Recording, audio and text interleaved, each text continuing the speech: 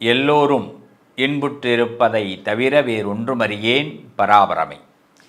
என் அன்பான பிளேத்தமிழ் உறவுகளே, உங்கள் அனைவரையும் இந்த பதிவின் மூலமாக சந்திப்பதிலே பெரும் மகிழ்ச்சி.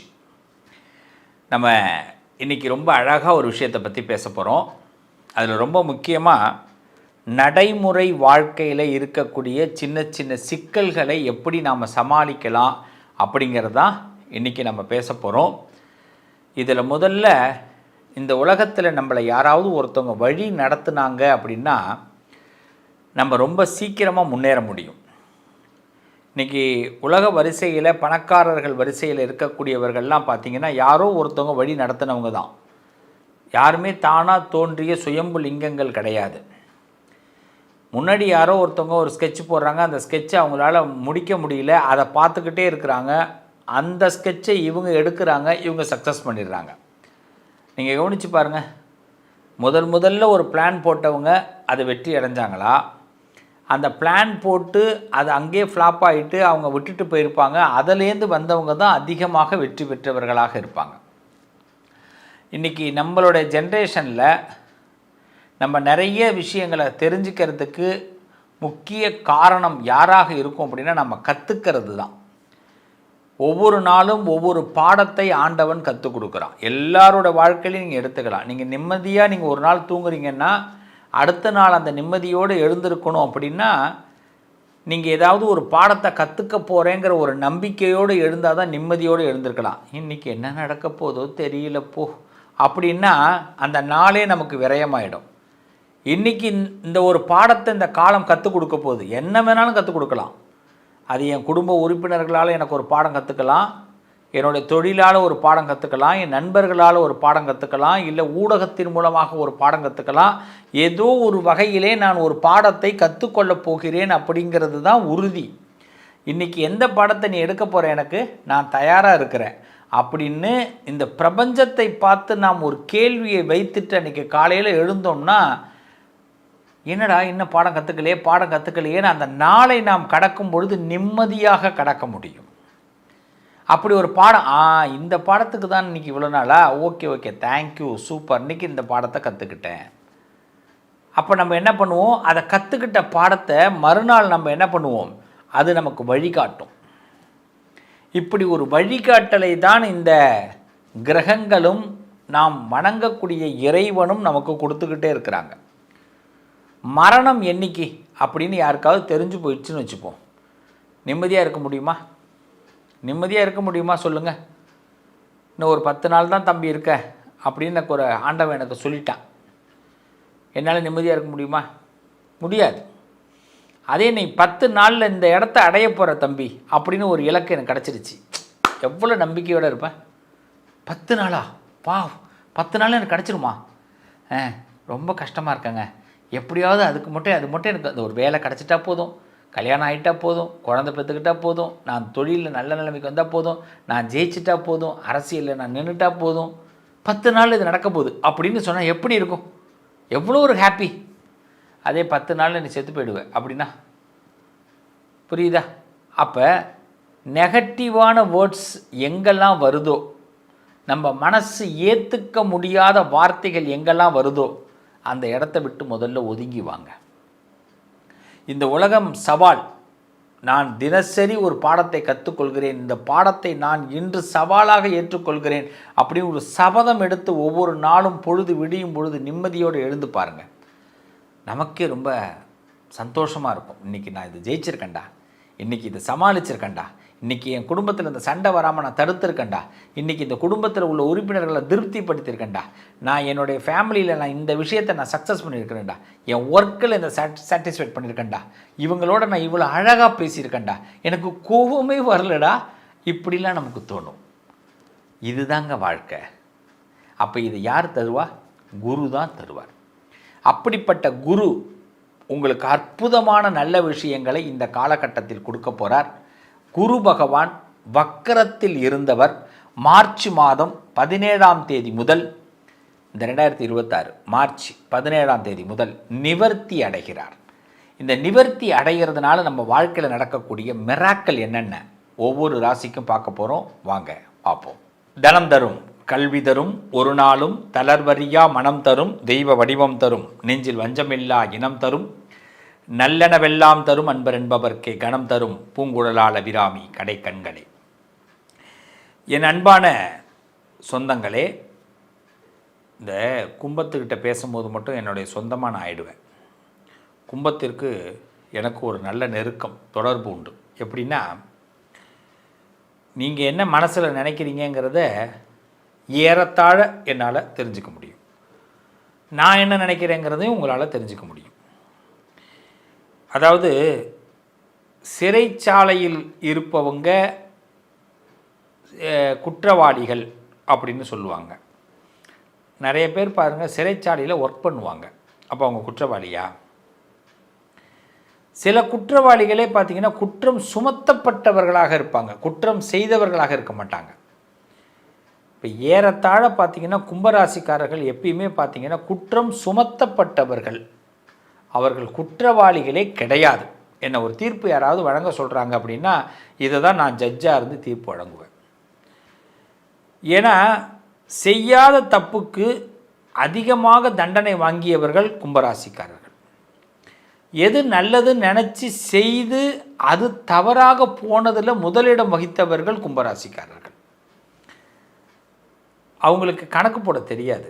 கும்பராசிக்காரன் உங்களுக்கு என்னது கணக்கு போட தெரியாது. என்ன கணக்கு போட தெரியாது அப்படின்னா, இதுதான் கணக்குன்னு நினச்சி போட்டுக்கிட்டு இருப்போம். அம்புட்டு பேரும் பூரா தப்பு கணக்கு போடுறவனா பக்கத்தில் வச்சுருக்குறோம். உலகத்தில் நம்ம எதிர்காலத்தை நோக்கி சிந்திப்போம்.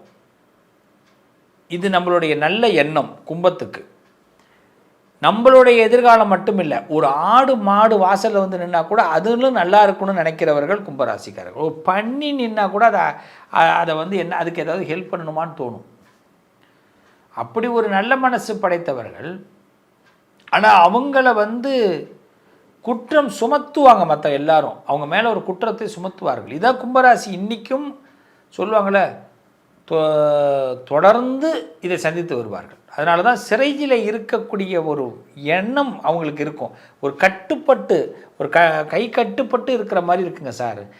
உடம்புல எந்த வியாதி இல்லை, ஆனால் கை காலில் கட்டு போட்டுட்டு நான் இருந்தால் எப்படி சார் நான் ஆஸ்பத்திரியில் இருப்போன்னு அப்படி இருக்கேன் சார்.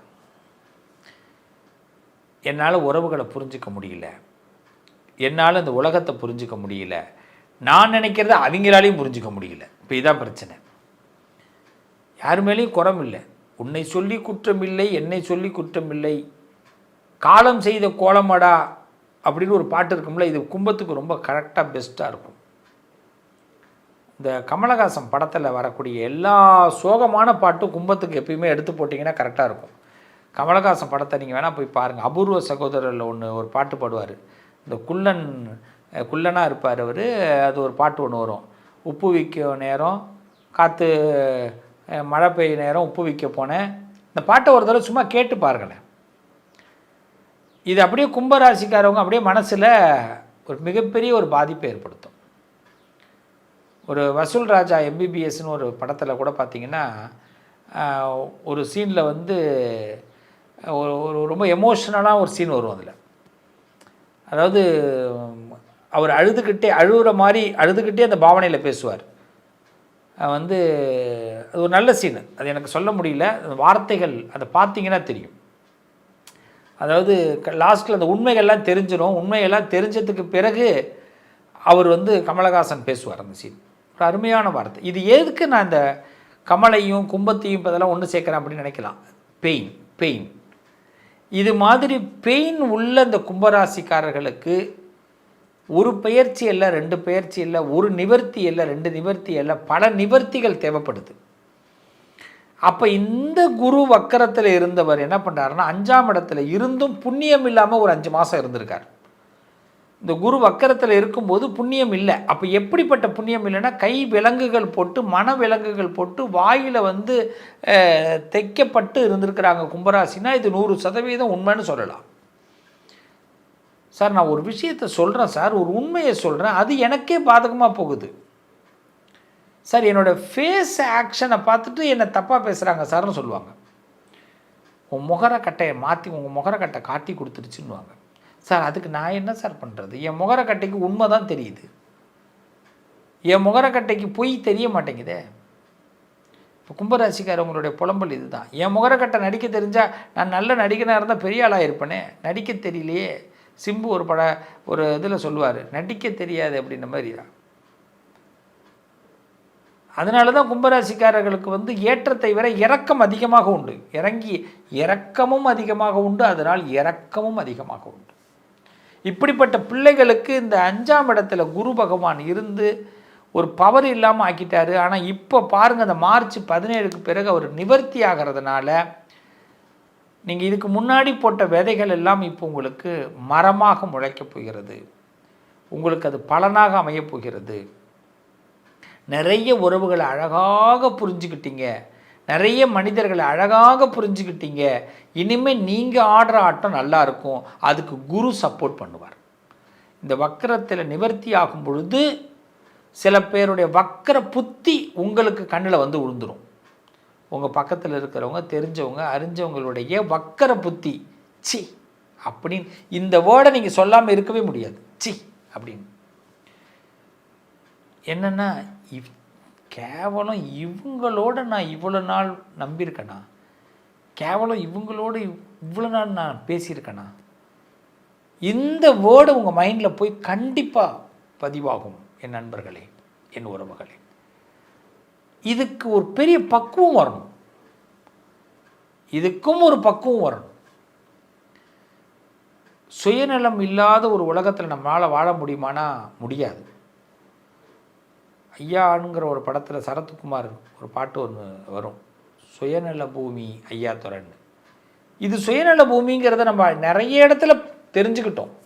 இன்றைக்கெல்லாம் இல்லை, நிறைய நாட்களுக்கு முன்னாடியே தெரிஞ்சுக்கிட்டோம் கும்பராசிக்காரர்கள். ஆனால் இன்றைக்கி தான் என்ன ஆகும் அப்படின்னா, இதுக்கு பிறகு எவனையும் திருத்த முடியாதுடா, அப்படி ஒரு பாடத்தை குரு இப்போ உங்களுக்கு எடுத்து கொடுத்துருப்பார்.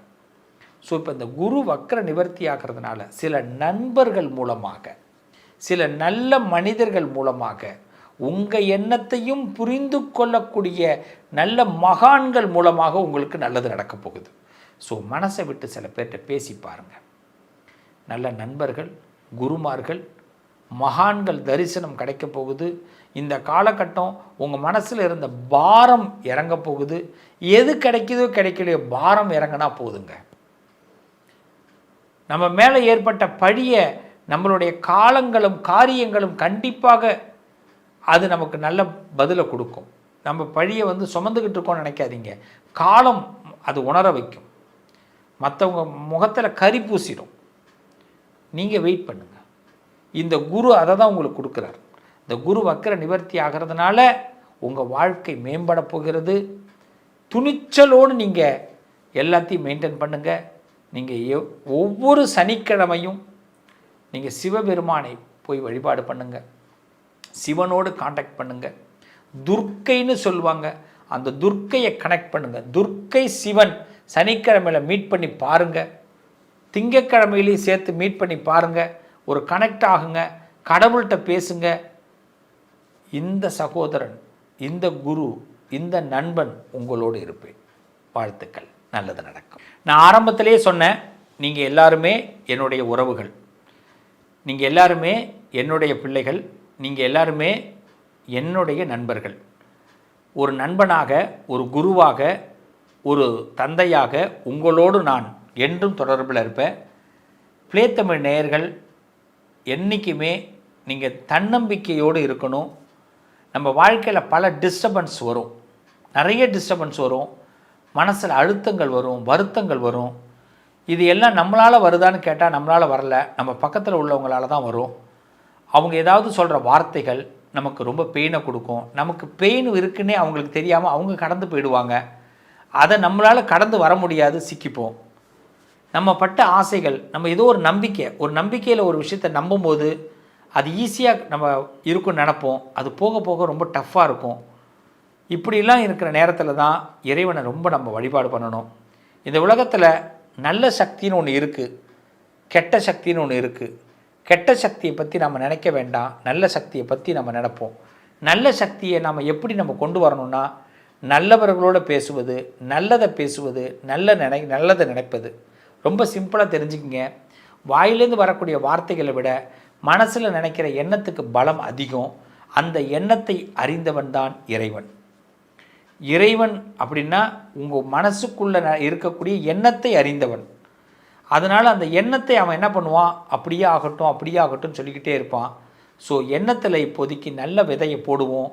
பிளேத்தமிழ் நேயர்கள் என்றைக்குமே குரு அருள் பெற்றவர்கள். நிச்சயமாக நான் உங்களுக்கு என்றைக்கு துணையாக இருப்பேன், நல்லது நடக்கும். அந்த குருவும் அந்த ஆண்டவனும் இந்த சிவஸ்ரீயும் உங்களோடு பிளேத்தமிழ் வாயிலாக துணையாக இருப்போம். நல்லது நடக்கும். மீண்டும் உங்களை அடுத்த ஒரு நல்ல பதிவில் சந்திக்கிறேன். வாழ்த்துக்கள். வாழ்க வளமுடன். அமோகமாக இருக்கணும். நம்மளுடைய தாரக மந்திரம் நல்லதே நடக்கும்.